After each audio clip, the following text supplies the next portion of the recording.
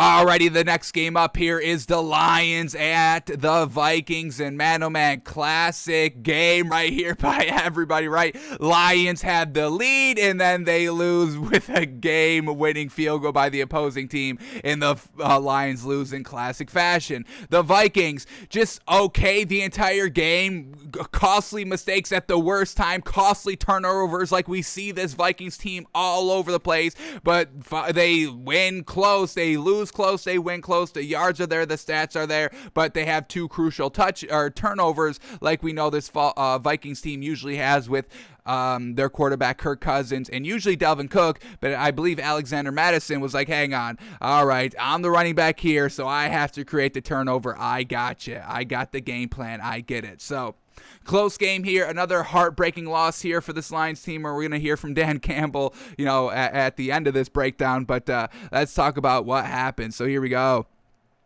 Both starting pretty solid here, scoring field goals, but then the Lions fumble the ball, and then the Vikings score another field goal. But once again, settling for field goals here. There's always something not great. This Vikings team always underperforms, not settling for field goals and not getting touchdowns, causing those costly turnovers. We can point them out right here. They're up at halftime, only 13-6, so it's not a big lead. And then in the third quarter, we get an interception as they're driving at the Detroit Lions 23-yard line. So now the game is still close. Luckily for the Vikings, the Lions offense is still lackluster. They're going, 3 and out, 4 and out every single possession. And then here we go, the biggest turnover that really almost cost them the game, and it basically did until it didn't. The Lions are only down 7 points here, 16-9 with 2 minutes and 30 seconds left. And what do the Vikings do? They go and fumble the ball. Alexander Mattison, their backup running back, who's actually real gosh dang good. Whenever he's kind of the only back out there, whenever he's not splitting carries with Dalvin Cook and he's the main back out there, he gets it done. I think the 2 times that he has started this season, he's rushed for over 100 yards. So this man could definitely get it done, but in classic Vikings fashion of always squandering these opportunities and basically losing these games close, he does it right here. He fumbles the ball with 2 minutes left and gives the ball back to the Lions, who takes full advantage like we know they do. If you give this Lions team opportunity after opportunity after opportunity, they, for the most part, take advantage of it. We've seen that this entire season. That's that Dan Campbell effect, never giving up, and they showed it last night. So they take advantage of that Alexander Mattison fumble. They cash in 7 points for the touchdown. They actually cash in 8 points. They go for the 2-point conversion, and they get it. And now they're up a point, 17-16. Dan Campbell's like, I'm not going for the tie. We're going for the win. And unfortunately, the defense flounders, and Kirk Cousins steps up clutch, which, we've seen. That's not something that is kind of, out of the realm here. We know we've seen Kirk Cousins do that. We've also seen plenty of times him throwing interceptions and fumbling, and Dalvin Cook fumbling, and now we get Alexander Mattison fumbling here at the worst scenarios where they lose. And once again, the enigma of the Vikings of great stats. Everybody's got great numbers, and then they're lackluster, 7-9, 8-8, nothing great. This is why. But very well done for Kirk Cousins to do what he needed to do. 21-yard pass, 6-yard pass, 19-yard pass. Got him in field goal range, and they kick a game-winning 54-yard field goal, and the Lions lose. So they lose by a 64-yard field goal. They lose by a 54-yard field goal. Man, oh man, these are long field goals right here. Obviously, one's the record, and one's still a real solid, deep field goal right here at 54 yards. So, man, oh man, truly unfortunate here for this Lions team and Dan Campbell. They're chugging along. They are trying their damnedest to get a first win, and, that's solid right here, solid building blocks, but at the end result, if it's not a win, there's no moral victories, no kind of, all right, we lost, but we did this well. It's still a loss at the end of the day. So we'll see if they can finally put it together and finally close it out, because like we said, Kirk Cousins was slinging the ball around here, and that final drive, it's unfortunate the defense couldn't kind of press up and get it done for the last 30 seconds of the game. So truly unfortunate, and we still have to give credit to this Vikings team for going out, overcoming their mistakes, and winning the game. So let's start talking about some numbers here.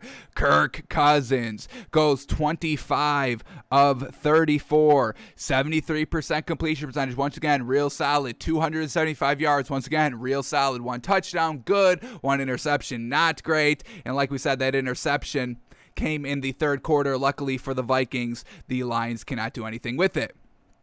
But overall, once again, solid numbers right here. It only put up 19 points, though. Once again, the enigma, just looking at those numbers right there, you would probably say about like 24-plus points. But we only get 19, and 3 of them came on the very last play of the game. So we're looking at about 16 points, which last week they put up 7 for the entire game once again. So this is a good victory for the Vikings. I don't know if it's anything that, it surprises us. I don't think this kind of game changes our opinion of what the Vikings are overall, which is we still don't know. It's wild, folks. This is the only team that has this. They put up consistently good numbers, and if you just look at their numbers that they put up, you would be like, yeah, they probably win the majority of the games. They probably get deep in the playoffs every single season, and maybe even considered as Super Bowl contenders. That's what you get when you just look at these pure numbers by the Vikings,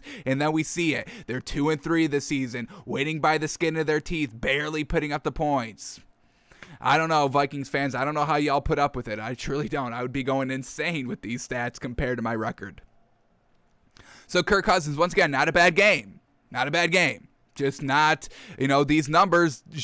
With these numbers, folks, he should be kind of in the same category as like Aaron Rodgers, honestly. But he's not because of his record. So that's the Vikings. But let's talk about these rushing numbers because, man, oh, man, absolutely fantastic. Give it up to Alexander Mattison, man. 25 carries, 113 yards, no Dalvin Cook, so he's got the majority of the carries, obviously, as we see, 25 of them, and he absolutely made the most of them. 113 yards, absolutely fantastic. And then in the receiving game, he had 7 catches for 40 yards and a touchdown. The man put up over 150 yards himself. Truly great. Now, unfortunately, that bad fumble that potentially cost them the game, it didn't at the end, but it could have, so definitely got to clean up that. But Dalvin Cook does the same thing, so it's like you're really not missing a beat when you go from Dalvin Cook to Alexander Mattison.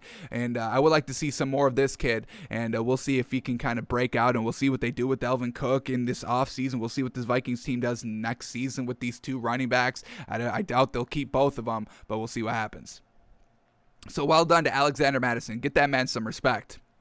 All right, let's see who Kirk Cousins was slinging the ball to. Justin Jefferson, 7 receptions for 124 yards. Absolutely fantastic. The leading receiver there for the Vikings. Adam Thielen, 2 catches, 40 yards. Alexander Mattison, like we said, 7 receptions for 40 yards and a touchdown. Tyler Conklin, 2 receptions, 25 yards. D.D. Westbrook, 3 receptions, 18 yards. And C.J. Ham, 1 reception, 14 yards. So getting it to his main 2 weapons, Justin Jefferson, Adam Thielen, like Kirk Cousins should be doing. So Kirk Cousins does everything right, and they get the 2-point win. Very well done.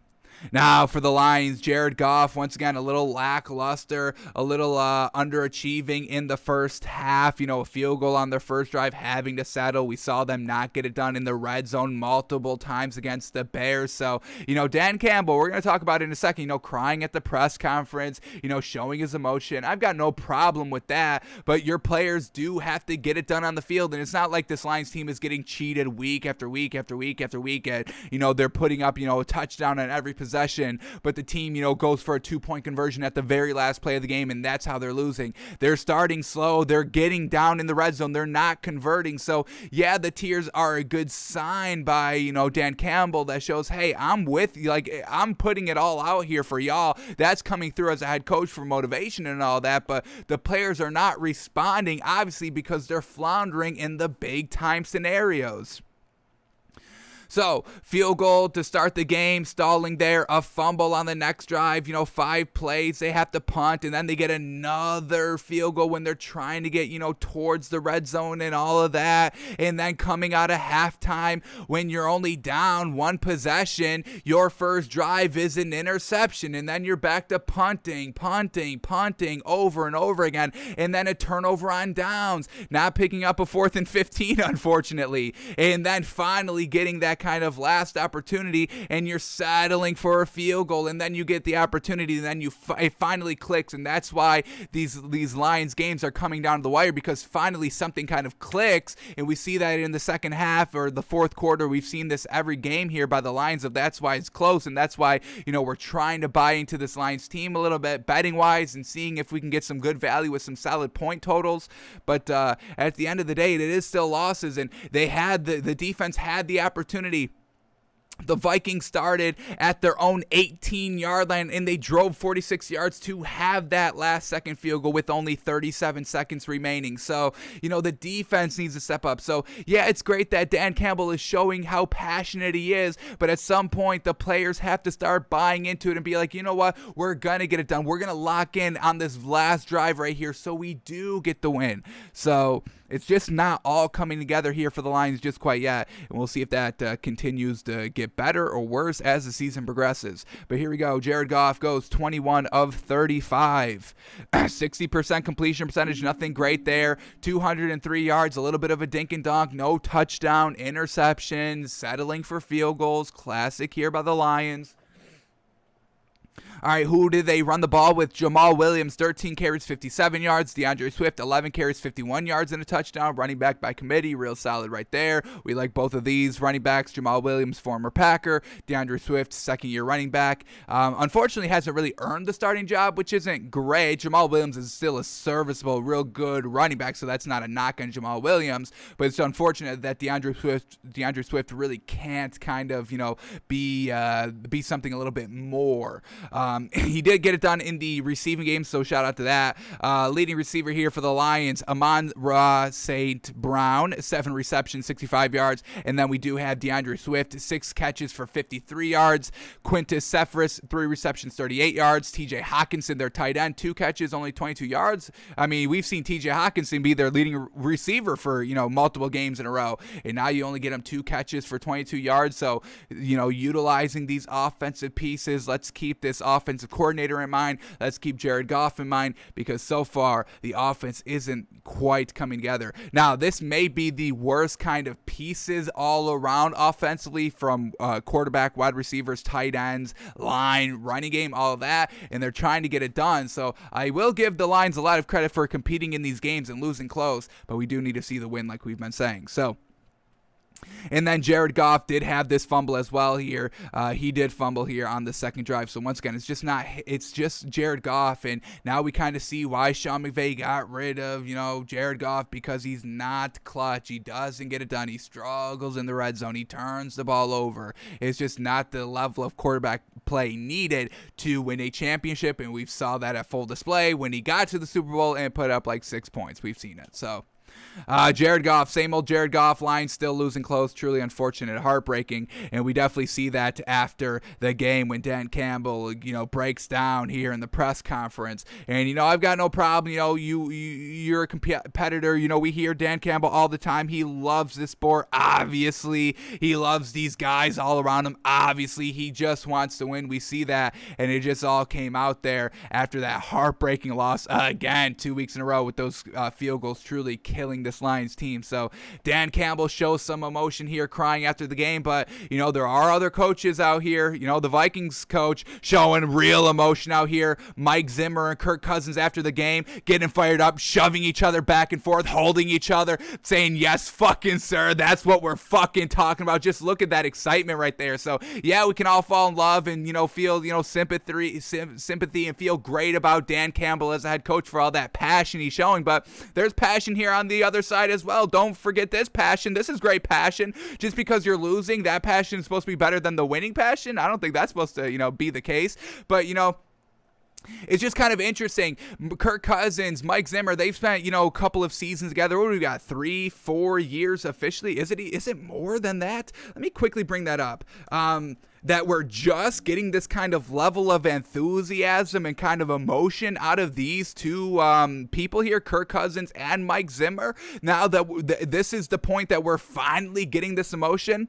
But yeah, here we go. Since 2018, so this is his 4th season here, and we're just starting to get this. We've seen the Kirk Cousins, you like that in Washington, and now we're basically getting that same thing here. Finally, year 4 with the Vikings. Look at this raw emotion right here. Finally getting this win, finally winning, and looking good in the win and all that. Once again, the stats are all good, and it results into a win. Pure emotion here by the Vikings, and you love to see this pumped up. These two people pumped up, and we'll see what they do with it. We'll see if they can continue to get the job done, because we've seen them not, folks. We have seen them not. We talk about the records all the time.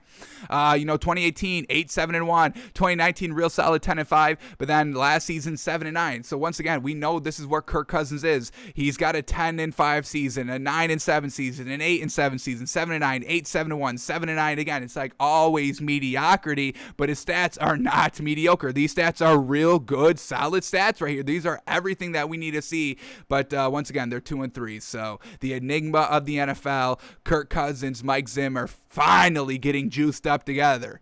Is this a turnaround? Is this a new era in Minnesota? Hopefully, because I would like to see this Vikings team, win game after game after game and be kind of in the conversation of one of the best teams of the league, because they've got great talent and pieces, and the numbers and the stats are all good, folks.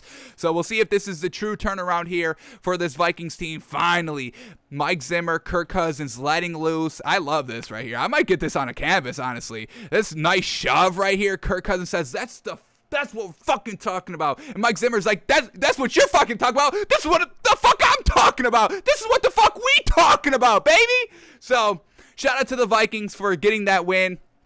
Shout out to Kirk Cousins for driving down the field on that last drive, being kind of really precise and getting them at the 36-yard line of Detroit to kick that 54-yarder. Probably doesn't make it any, if it's 55, 56, 57 yards, probably doesn't go. But he hit that 54. Kirk Cousins did exactly what he needed to do. So shout out to that.